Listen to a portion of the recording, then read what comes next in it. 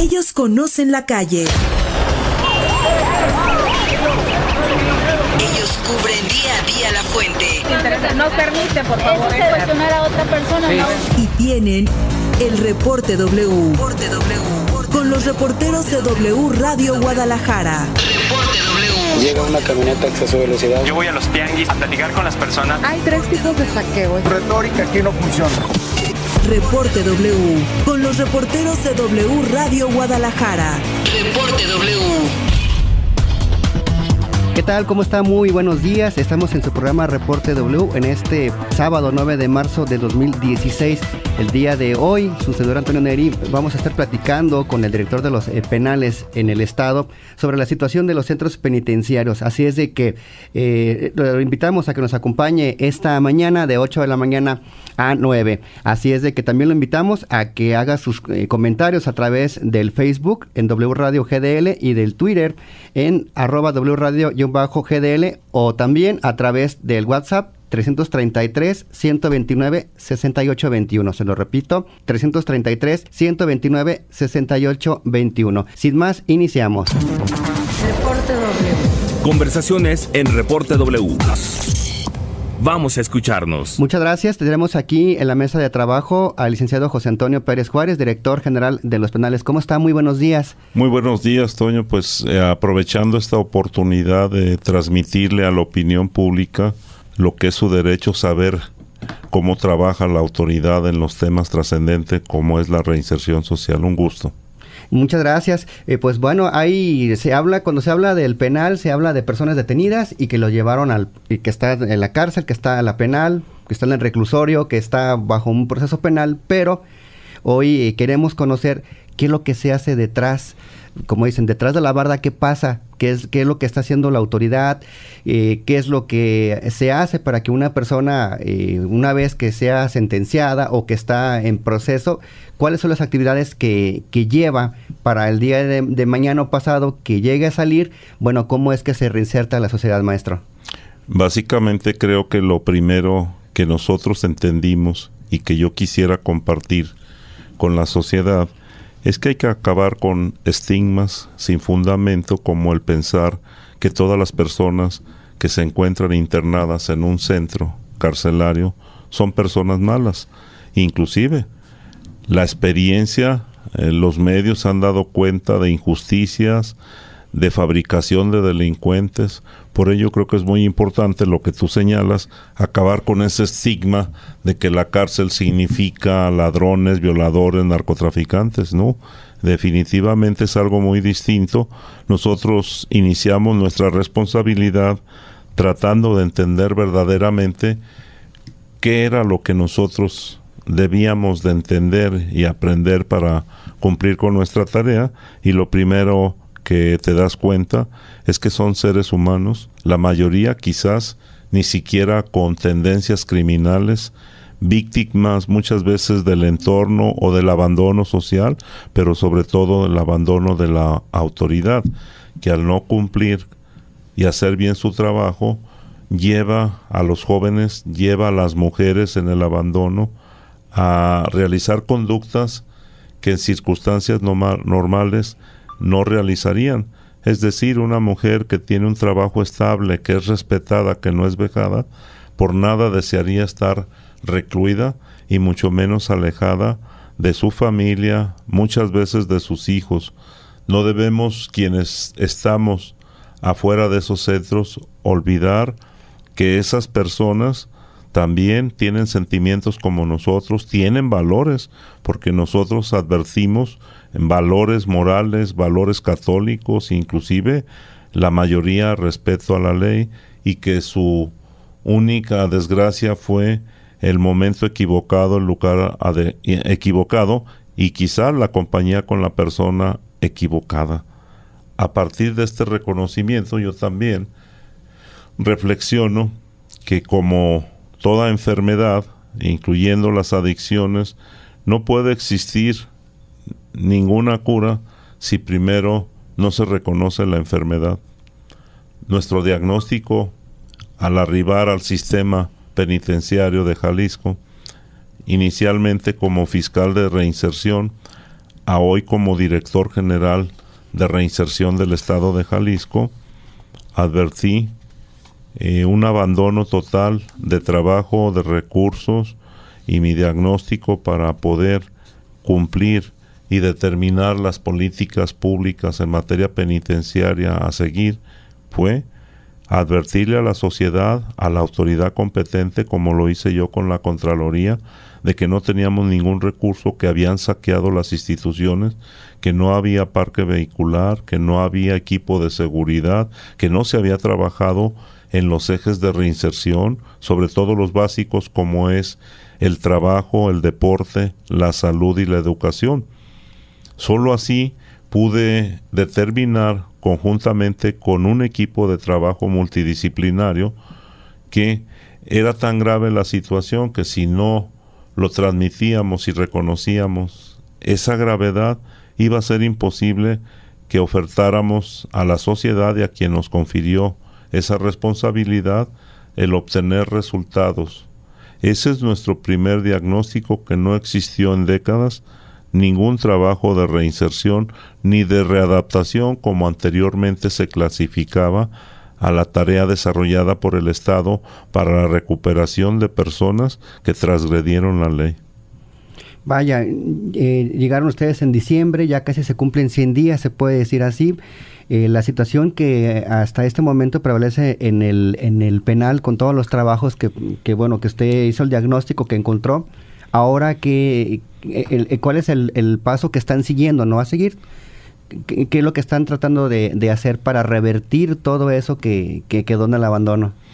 Una vez que hicimos del conocimiento de las autoridades competentes y que entregamos nuestro diagnóstico a nuestros jefes inmediatos, como lo es el general Daniel Velasco Ramírez y el doctor Macedonio Tamés Guajardo, solicitarles los recursos necesarios para cumplir nuestra tarea, toda vez que el arranque de esta administración, y eso es público, ha sido muy complejo por el abandono y por la ausencia de recursos económicos motivados por actos de corrupción, verdadero bandidaje que se cometió en las instituciones públicas y que ha dificultado el que el gobernador del estado, Enrique Alfaro Ramírez, desarrolle realmente su proyecto de gobierno, de refundación, que es sólido, que es alcanzable y que tiene rutas bien definidas,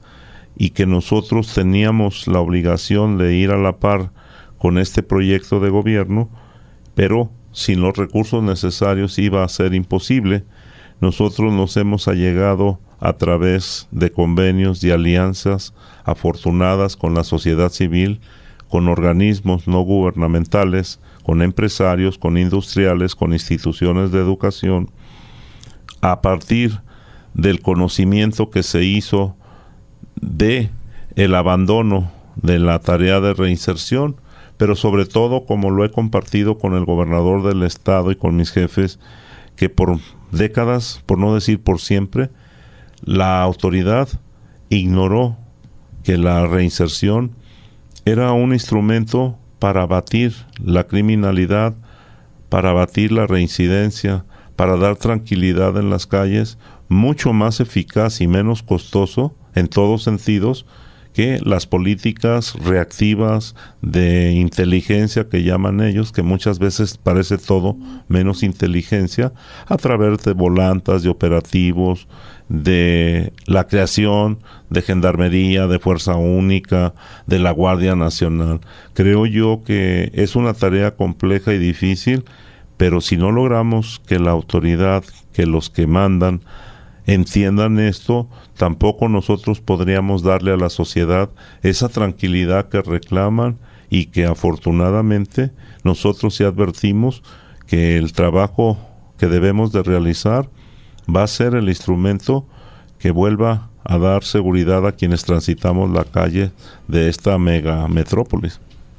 Vaya, sí, porque durante sexenios de administraciones presidenciales de Felipe Calderón se le apostó a que fueran más patrullas, más armas, y posteriormente se continuó con esto, con Enrique Peña Nieto de alguna manera, pero vemos que no ha sido la solución, que al contrario, se ha encontrado más violencia y que eso también les ha tenido a ustedes pues más personas detenidas y que algunas de ellas en procesos se determina que su detención fue injusta o que simplemente se demostró que no era culpable de lo que le acusaban, que era traer armas, cualquier otra situación. Entonces quiere decir que ahora se tiene que cambiar de modelo como para tratar de entrar, por ejemplo, con programas de espacios públicos, de que la sociedad tenga mejores oportunidades, inclusive desde trabajo, de desarrollarse, de esparcimiento, y no solamente que estuviera con el uso de la fuerza atacando, porque esto no ha dado ningún resultado, y que inclusive ustedes en los penales han tenido muchísimas personas que están sujetas a procesos por muchas veces acusadas de algo, pero pues vemos que la situación no nada más es de policías y armas, sino que se tiene que hacer pues un trabajo más a fondo, ¿no? Desde la misma sociedad, que ustedes lo hacen, pero ya con las personas que tienen ya un proceso de alguna manera, que están bajo un proceso judicial. Mira, te reconozco, Toño, tú en este momento estás advirtiendo lo que por décadas no advirtió la autoridad que tenía esa responsabilidad. El combate a la delincuencia, la seguridad se obtiene a partir de un trabajo integral. Las líneas por las que debe de transitar el Estado para abatir la delincuencia no es la acción punitiva del Estado. Se requiere tareas de educación, de deportes, de salud, psicológicas, pero sobre todo de garantizar el acceso a un trabajo digno.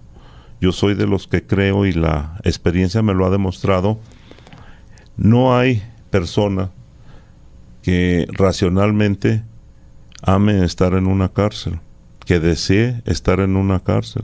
Vamos, que desee perder la vida.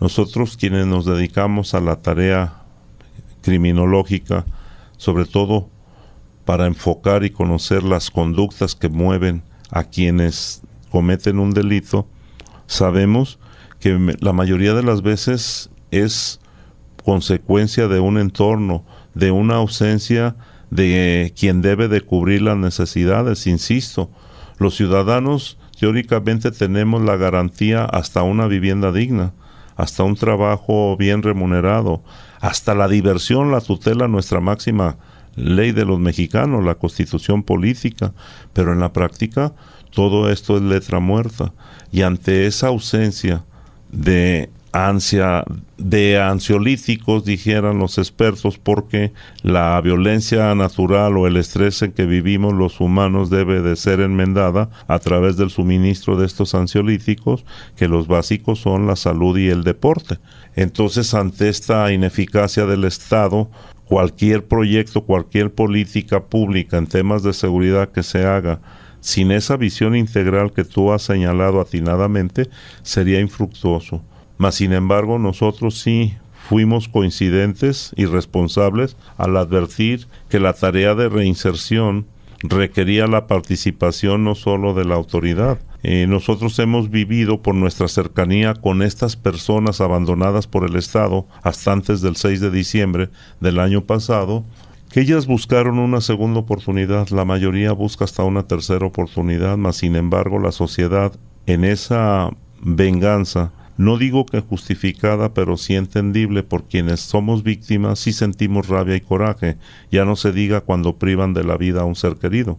Pero la mayoría de las veces no hemos entendido que si nos damos cuenta que estos delincuentes, al menos los primarios, que es la primera vez que cometen un acto delictivo, pueden rectificar y pueden ser recuperados, los violentamos al interior de las cárceles, los vejamos, mala alimentación, desatención a su salud, los humillamos, viven en circunstancias deplorables, carentes de toda atención de salud. En esas condiciones estamos creando una persona resentida contra la sociedad y contra la autoridad. Yo soy de los que sostengo, y así lo creo, que la verdad es que una persona recluida no siente rencor y repudio por haber sido encarcelada, porque ellos sabían que estaban haciendo algo que sancionaba la ley. Ese nunca ha sido el problema, contrariamente a lo que la mayoría pudiera pensar. La agresividad y la violencia con que egresan de las cárceles las personas recluidas es porque fueron vejados en su interior, porque no se respetaron sus derechos humanos, porque como se dice coloquialmente, fueron tratados como animales, y por ello es ese resentimiento y ese deseo de vengarse. Si a esto le sumamos que el Estado no hace su trabajo o no lo hacía, y que la sociedad cierra la puerta a una segunda oportunidad, es un círculo vicioso que si no lo entendemos y lo modificamos, jamás Jalisco ni todo México va a tener tranquilidad si no se cumple esta tarea de reinserción efectiva, con empleo, con estudio, con condiciones de ser humano. Vaya, y actualmente, director, bueno, pues ¿cuántos reos cuenta hasta el momento el penal de Puente Grande, aquí en la zona metropolitana? Sabemos que son cifras que pueden bajar o subir porque todos los días personas recuperan su libertad y otras que ingresan, pero aproximadamente ¿cuántos tiene Puente Grande? En todo el sistema, vamos a sumarlos todos para el entendimiento mejor del auditorio, todo el sistema penitenciario del estado de Jalisco, que lo conforman 18 reclusorios, entre medianos, pequeños, de alta seguridad, como es el metropolitano y un femenil, y 2 centros para menores infractores. Al día de hoy tenemos 13,437 personas privadas de su libertad.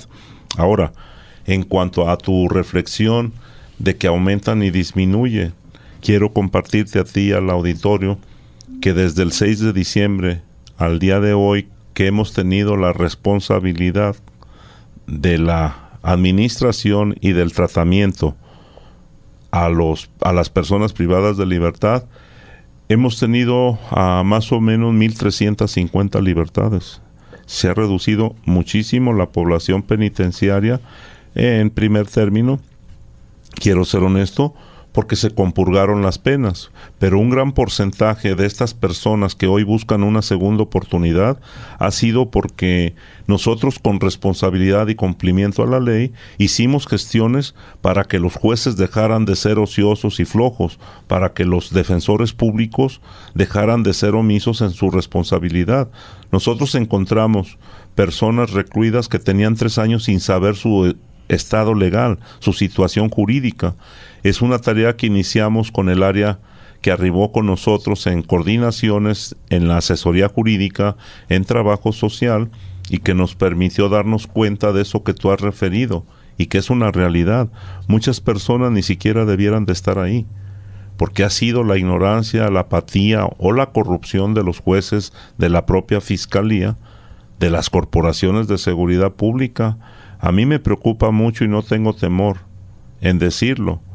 Yo encontré que la administración anterior se caracterizó por utilizar la fuerza del Estado para beneficiarse al grado de cometer despojos y delitos para quitar del escenario a quien tenía el derecho sobre ese, vamos a llamar, un bien inmueble, un derecho que tutelar, y utilizaban la fabricación de pruebas y la corrupción existente en la Fiscalía General del Estado, en la administración anterior, y hoy encuentro en los reclusorios muchísimas personas, hombres y mujeres, que no cometieron realmente un delito, mas sin embargo, por la torpeza y lo irracional de nuestro sistema jurídico, les va a costar muchísimos años demostrarlo. Y al final vamos a volver a vivir esa historia vergonzosa, no solo para el Estado, también para la sociedad, que hace años los medios dieron cuenta de una persona que estuvo 7 años habiendo estado libre, y solo por ignorancia del juez, del Ministerio Público y del Defensor Público, no sabía que él era libre desde hacía 7 años. O sea, estuvo todo el tiempo internado dentro del reclusorio, en el preventivo. Estuvo en el preventivo casi 7 años, cuando ya se había determinado judicialmente su inocencia. Y como el defensor de oficio, como sucedía, y yo quiero puntualizar, he tenido yo la fortuna y el beneplácito de trabajar hoy sí en coordinación con distintas instituciones, como lo es la Procuraduría Social, que hoy dirige Juan Carlos Márquez, con el secretario del Trabajo Marco Valerio, con la Secretaría de Salud, con varias instituciones que hoy sí asumen su responsabilidad y coordinación, y te puedo decir que hoy la Defensoría de Oficio es supervisada. En las audiencias públicas que nosotros estamos realizando para respetar sus derechos de defensa de los internos de los reclusorios, ha hecho ya acto de presencia por primera vez la Procuraduría Social con las direcciones de visitaduría y de defensoría pública.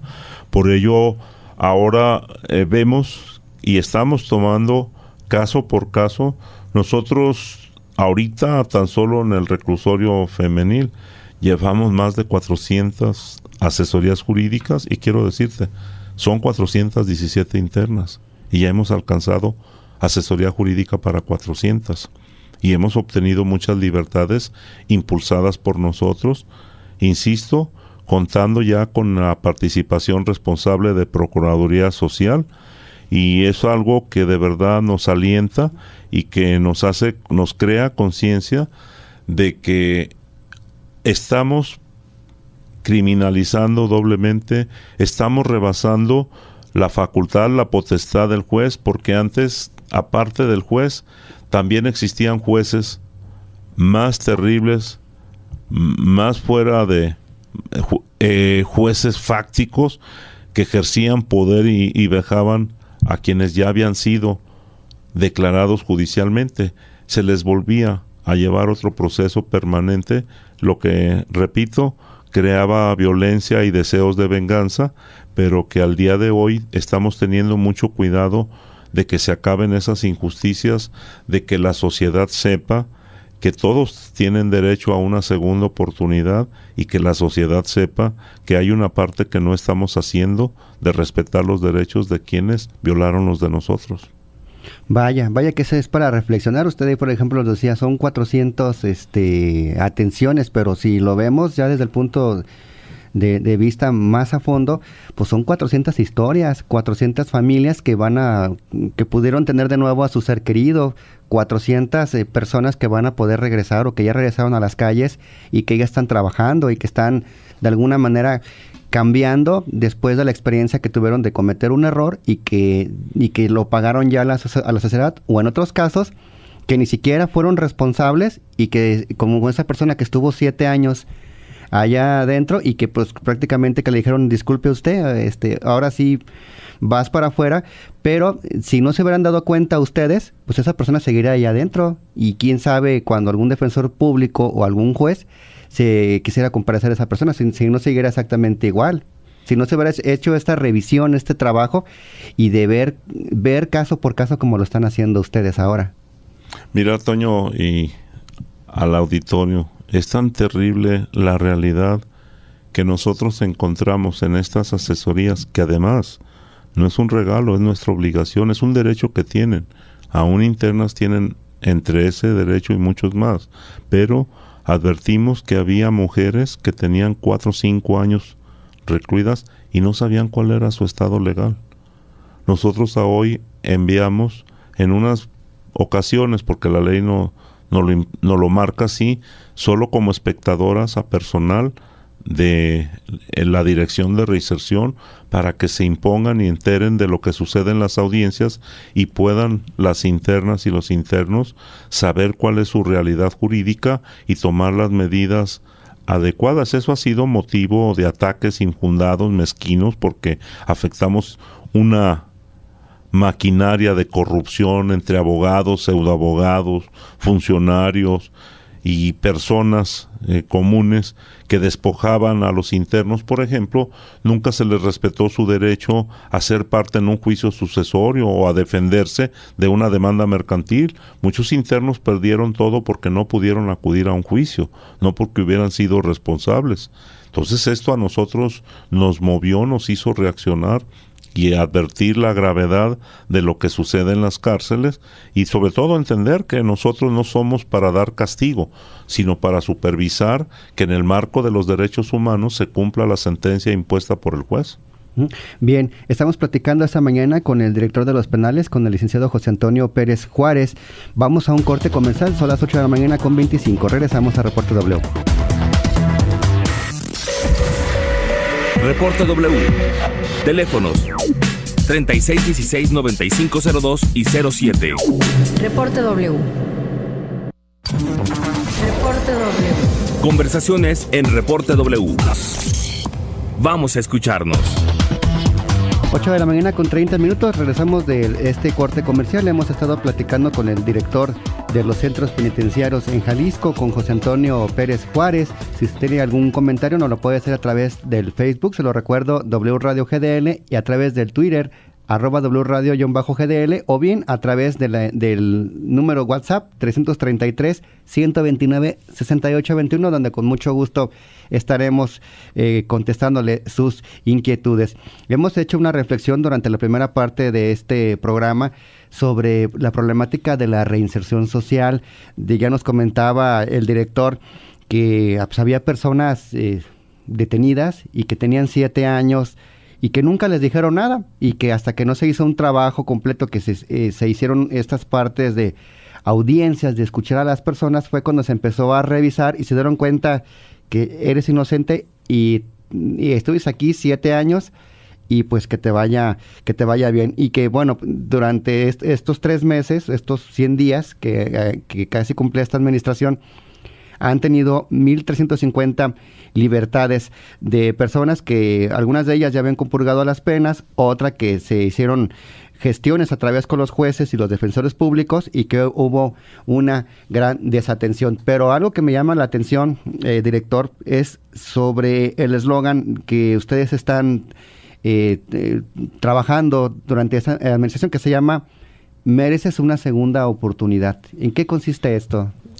Es algo que para nosotros significa quizás la divisa, dijeran los taurinos, el ícono o la punta de nuestro trabajo, de nuestra tarea, lo que nosotros hemos llamado reinserción segunda oportunidad. Nosotros, como lo he señalado, lo he manifestado, sabemos que la mayoría de las personas intentan retomar el camino porque es terrible. Por mucha atención que se le diera a los reclusorios, a nuestras cárceles, por inclusive en el estado actual en Jalisco, que estamos casi alcanzando el 100% del respeto a los derechos humanos fundamentales de los internos, y digo casi al 100 porque todavía no llegamos a ese punto. Se ha avanzado sustancialmente, sobre todo en los temas básicos de salud, de alimentación y de educación. Nosotros tenemos actividades educativas, deportivas, estamos generando trabajo, enseñando oficios, atendiendo su salud. Es algo que a muchos les ha parecido imposible de creer, cómo en esas cárceles estigmatizadas y caracterizadas por la falta de humanidad, de corrupción, de vejaciones, a hoy, por ejemplo, nosotros tenemos dietas que si un médico determina una dieta blanda, una dieta para alguien que tiene diabetes, es la que se le suministra, y no como antes, que eran ignorados estos derechos de salud. Nosotros estamos llegando a un esquema donde sabemos que el único castigo es la privación de libertad, pero no todos los castigos a que eran sometidos los internos de los reclusorios, no digo en Jalisco, en todo el país. Pero básicamente nosotros en esta tarea de la segunda oportunidad estamos haciendo un trabajo de vinculación hacia o con los sectores sociales, productivos, educativos y de apoyo, como son las organizaciones no gubernamentales, las cúpulas empresariales, industriales, la Cámara de Comercio, instancias educativas como la Universidad de Guadalajara y distintas universidades, inclusive privadas, que nos han respaldado para cumplir esta obligación constitucional y humana de respetar los derechos de todo ser humano, por grave que haya sido su error. Nosotros con este principio estamos implementando este programa que va a tener como consecuencia reducir la tasa de criminalidad en las calles de la zona metropolitana y en el interior del estado, porque estamos convencidos y queremos darle ese respaldo a Enrique Alfaro en su proyecto de refundar Jalisco y de darle a los ciudadanos mejores herramientas jurídicas para ejercer sus derechos, que la reinserción segunda oportunidad va a abatir la delincuencia de las calles al generar no solo un trabajo de reflexión, de preparación educativo y cultural en el momento en que están con nosotros en los reclusorios, sino que al salir, quien no lo tenía tenga un oficio, pero más que nada el proyecto Reinserción Segunda Oportunidad está haciendo muchísimo trabajo con los sectores productivos para que quien cumplió con la ley y con la sociedad salga con una expectativa de trabajo, de salud y de educación garantizada, porque muchas veces, y no es obligación, pero ignoramos que cuando alguien es internado en un reclusorio, en cierta forma, válgame la expresión, también es encarcelada su familia y sus hijos.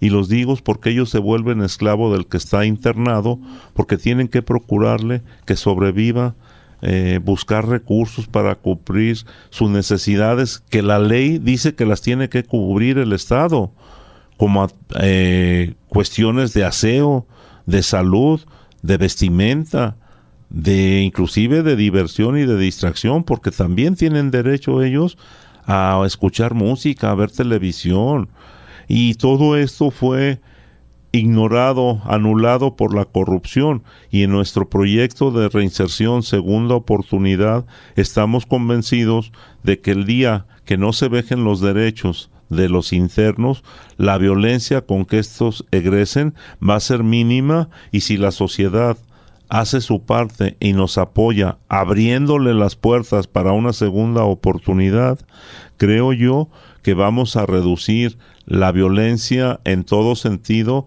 y que al menos, quiero aclarar, los delitos patrimoniales, que son los que más lastiman al ciudadano común, son casi el 80% de los delitos denunciados, y sobre todo que nosotros queremos, con todo respeto y responsabilidad, auxiliar al gobernador del estado y a nuestros superiores para que entiendan que el tema de la reinserción es la herramienta olvidada en el combate a la delincuencia, sobre todo en el aspecto de evitar la reincidencia criminal, y ese es el motivo, esa es la esencia verdadera del proyecto que ya inició y que va muy avanzado y que es respaldado por el doctor Macedonio, por el general Daniel Velasco, pero sobre todo, a mí en lo personal, Enrique Alfaro, cuando me invitó a asumir esta responsabilidad, me pidió, me instruyó para que yo realizara mi tarea, siempre enmarcada en el respeto a los derechos humanos fundamentales de las personas recluidas. Sí, así es, vaya. Platicaba también sobre estas audiencias, pero por ejemplo, ¿cuál es la mayor problemática que le plantean? ¿Qué es lo más reiterativo en estas audiencias? ¿Qué ha encontrado? ¿Cuáles son las historias, de alguna manera, de las personas privadas de la libertad? El problema más recurrente es el burocratismo, la torpeza y la ineficacia de los juzgadores, porque no es posible que delitos que no son de alto impacto, que prácticamente no tienen trascendencia jurídica, yo digo cuando todo es evidente, como culpable o como inocente, ¿por qué retardar años una resolución que debiera de emitirse en 3 meses? Es de lo que más se duelen. El que tienen años y años donde no los sacan a audiencia, donde no les desahogan pruebas. Hay jueces tan absurdos, por llamarlos respetuosamente, que quizás merecieran otro calificativo, pero me abstengo, que tontamente a los 5 o 6 años les dan la oportunidad, dicen ellos, de que desahogue una prueba el procesado, que se llama el Protocolo de Estambul, que es para acreditar la tortura, pero este Protocolo de Estambul tiene reglas que si se practica 6 meses después ya no va a haber ninguna posibilidad de detectarlo, porque inclusive las heridas físicas o psicológicas desaparecen con el paso del tiempo y un juez lo está otorgando después de 3 años o 4 años. Es por ello que se están doliendo de la lentitud de sus procesos y de la irresponsabilidad. Y también quiero aclararlo, no quiero que se me señale, no generalizo, pero lamentablemente son la mayoría de los jueces los que están incurriendo en esta violación de derechos humanos fundamentales, como es la garantía de defensa. Vaya, sí, y también preguntarle, bueno, ya nos explicaba todo lo que se viene haciendo, pero ¿cómo se garantiza que una persona privada de la libertad pueda regresar reinsertada a la sociedad? ¿Qué es lo que va detrás cuál es el trabajo que están haciendo ustedes? Bueno, primero quiero ser reiterativo. respetar sus derechos humanos fundamentales y no darle mayor castigo que la privación de libertad. Eso es nuestro principio básico y creo que eso nos está dando resultados, porque nosotros estamos retomando conjuntamente con ellos conciencia de que si se cometió un error, hay que pagarlo en los términos de ley, y nosotros estamos trabajando con ese punto de partida de no agravar el castigo que los jueces imponen, y esto los ha motivado, por ejemplo, a que se superen. Tenemos una gran demanda de estudio de parte de los internos, tenemos una gran necesidad y demanda de trabajo. Muchos ingresan con una ignorancia total de algún oficio productivo, y estamos empezando a trabajar áreas, pero no de terapia ocupacional, sino de productividad. Nosotros estamos buscando que ahora la industria penitenciaria ya no se aboque a las artesanías o a los fajos piteados y a los barquitos, que haya una industria formal que permita cumplir con la disposición de ley que nos impone de que generemos las condiciones para que los internos puedan ser autosuficientes en sus necesidades personales, no en lo que es obligación del Estado. Y a través de estos programas que nosotros estamos implementando y ya desarrollando, creo que vamos a alcanzar el resultado de que quien egresa de un reclusorio sale con una mayor preparación, pero sobre todo sale con una visión de que fueron respetados sus derechos humanos fundamentales y de que tiene que reincorporarse a la sociedad sin violencia, sin venganza, con una actitud de enmendar y de reencauzar su vida.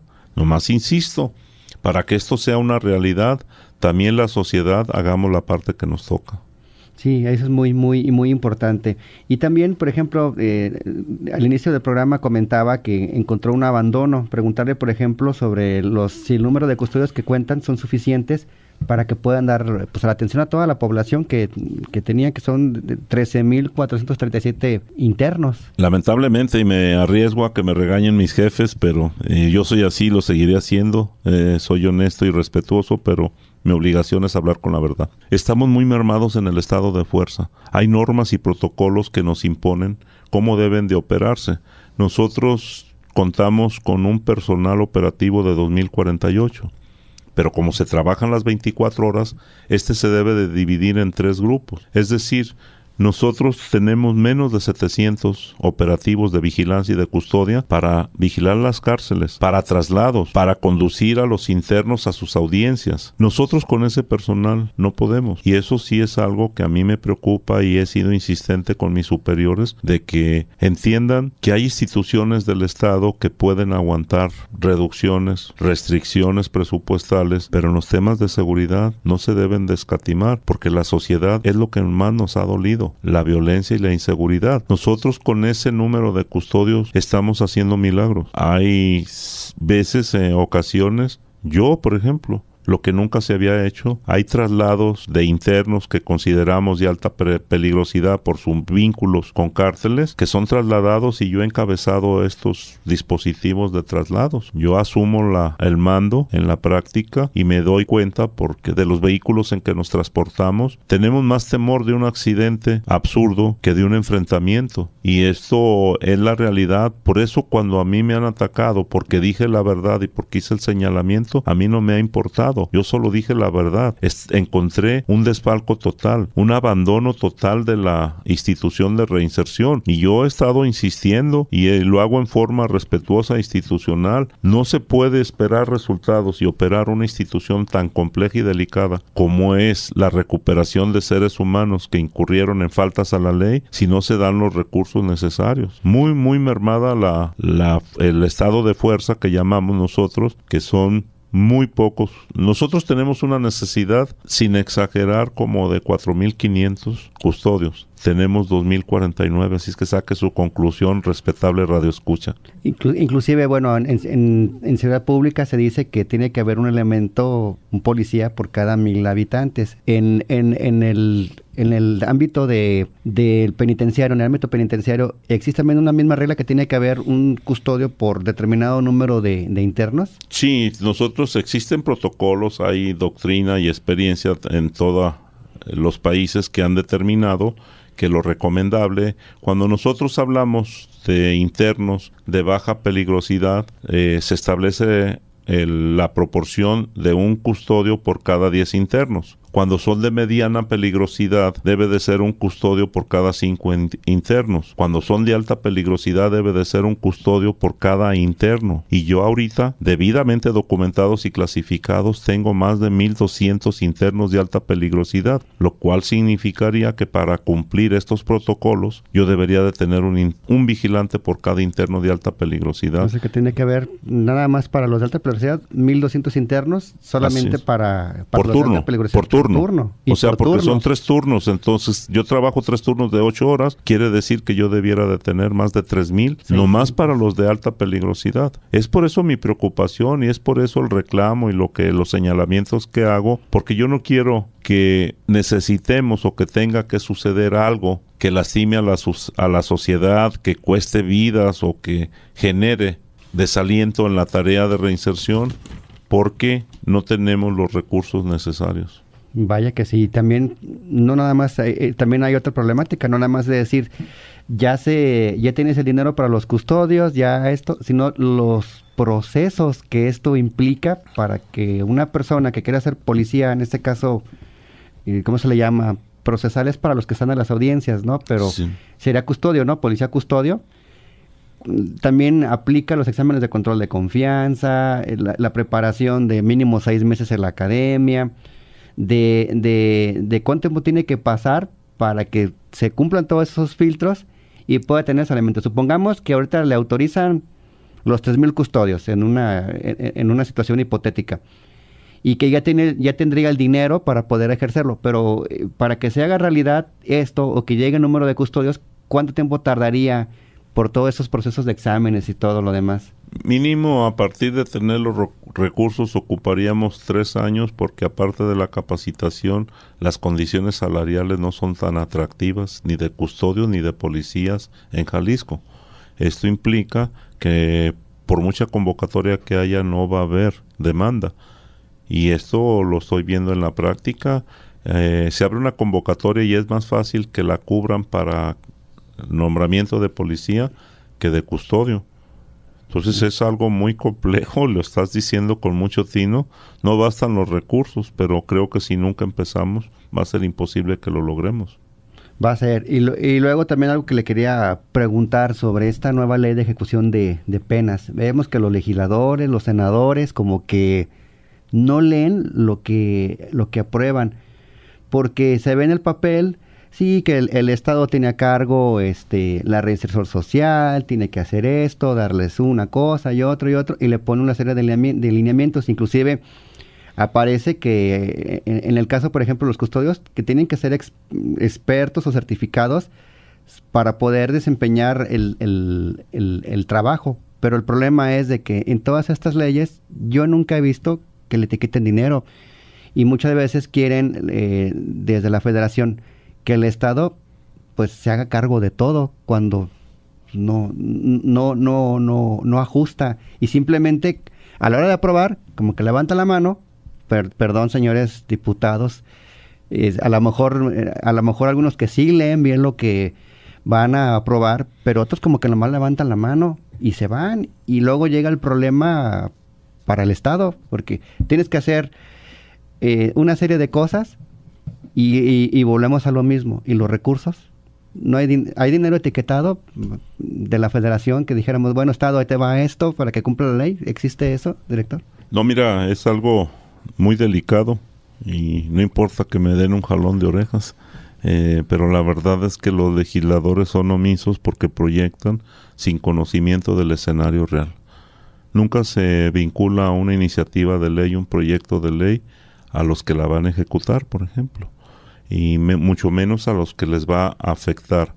Nosotros ahorita, en Reinserción Social de Jalisco, estamos subsidiando a la federación. Yo tengo aproximadamente 2,000 internos del orden federal, es decir, no cometieron delitos del fuero común, son obligación de la federación. Y sin embargo, la federación no retribuye, y Jalisco, del impuesto de los jaliscienses, estamos subsidiando a la federación aproximadamente con 384 millones de pesos al año, que mucha falta le hacen a Jalisco y que le han sido negados a Jalisco, y somos maquila de la federación.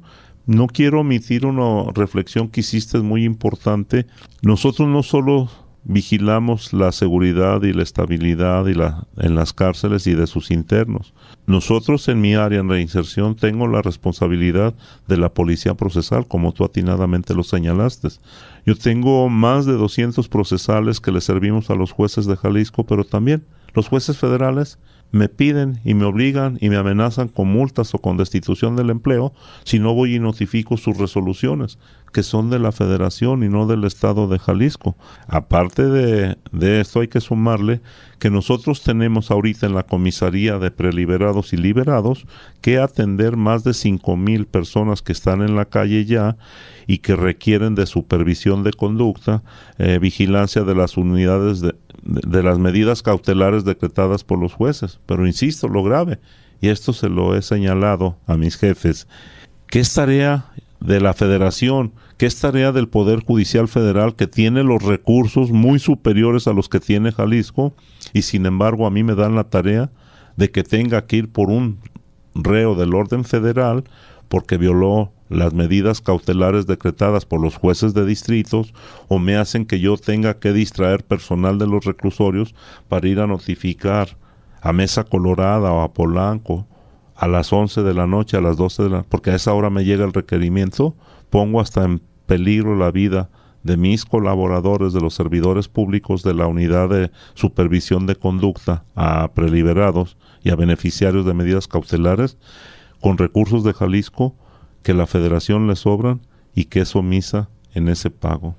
Y vaya, y que vemos que la federación pues tiene a la Policía Federal, ¿no? La Policía Procesal Federal, y que es para que ellos se hicieran cargo de sus propios procesos, ¿no? Además de que como el presupuesto, ¿no? ¿Cuánto presupuesto tiene usted, director, para poder sacar todas las tareas que tiene que hacer, reinsertar, alimentación, salud, vestido?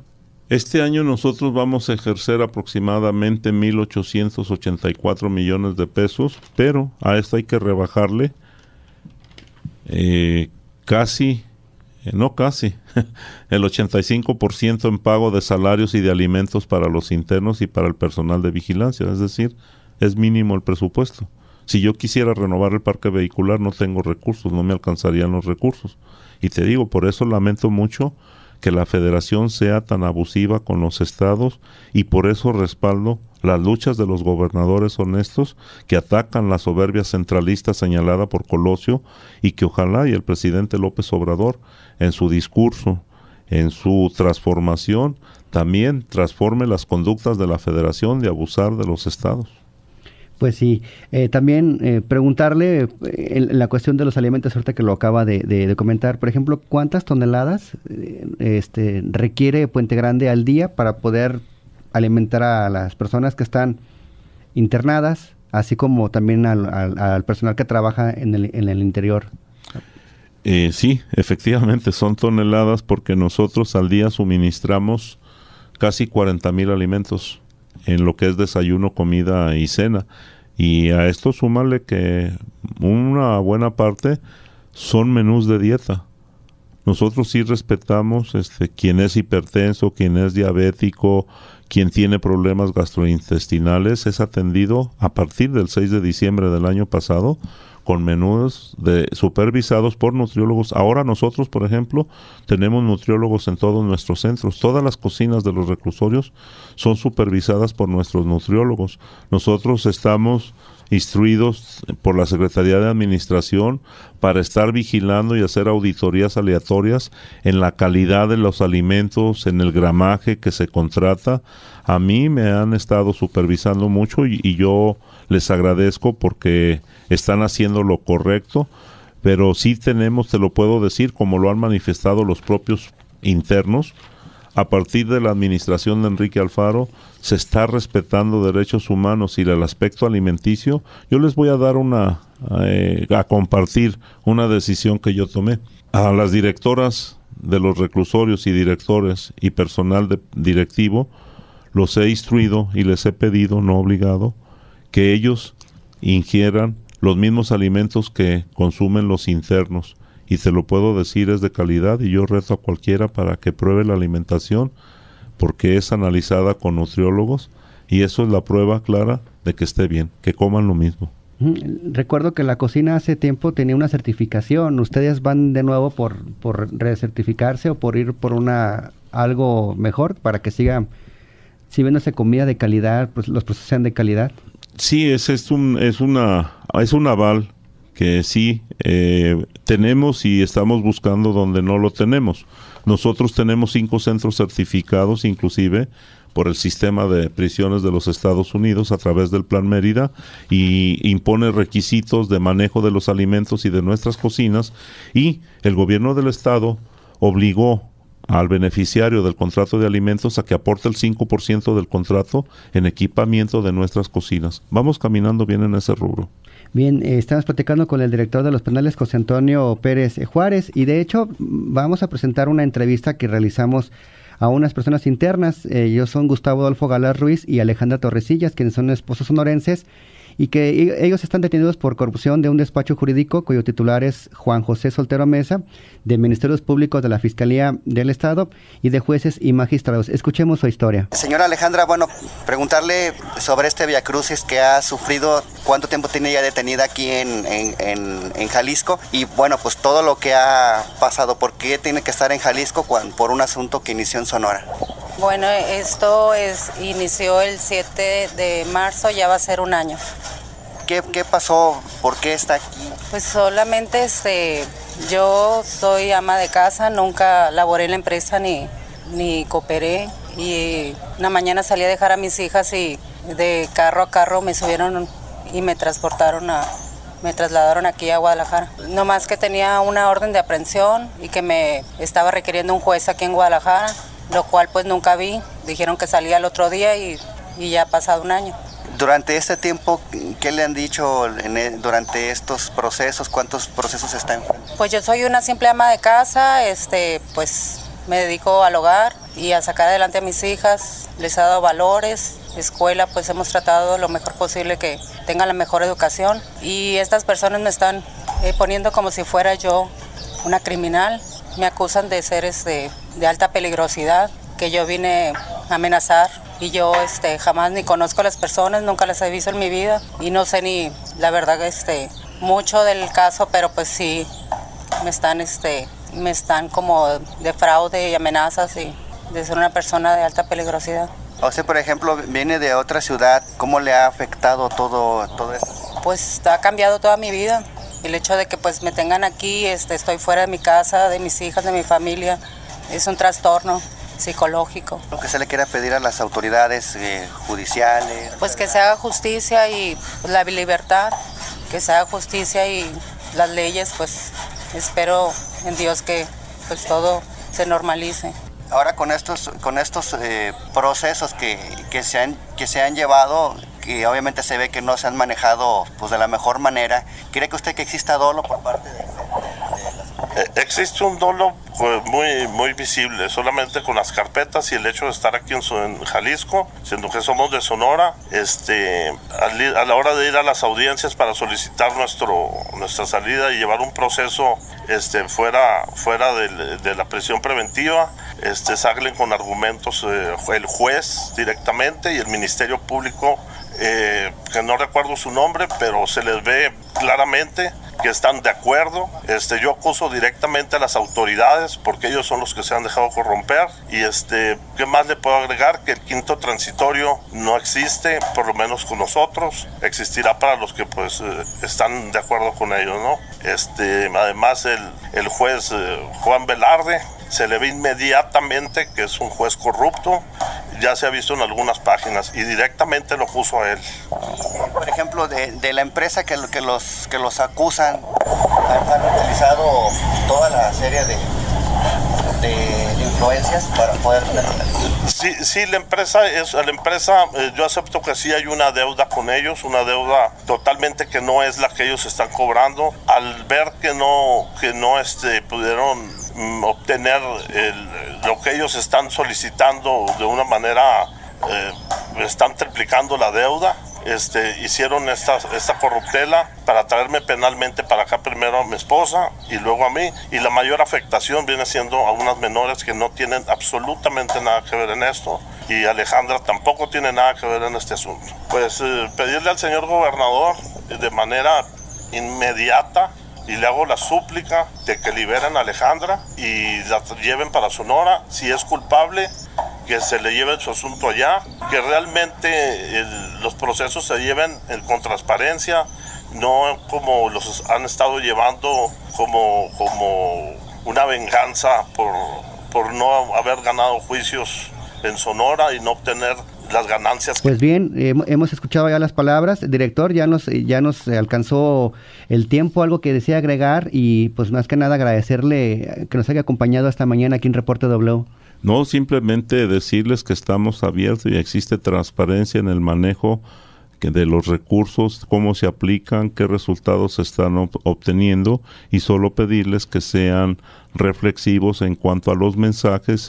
Yo, por ejemplo, no tengo el conocimiento de algún mal manejo de despachos, porque estamos supervisando también, y yo considero que deben de fundarse todos los señalamientos. Lo digo respetuosamente, yo no conozco a este abogado que señala, Juan Soltero Mesa, pero tampoco puedo señalarlo de que es, porque sí me doy cuenta que ya ahora accesan litigantes con ética y con profesionalismo, y yo creo que el caso de él deben de considerarlo. Máxime que la presunción de inocencia, yo no le sé nada a este despacho.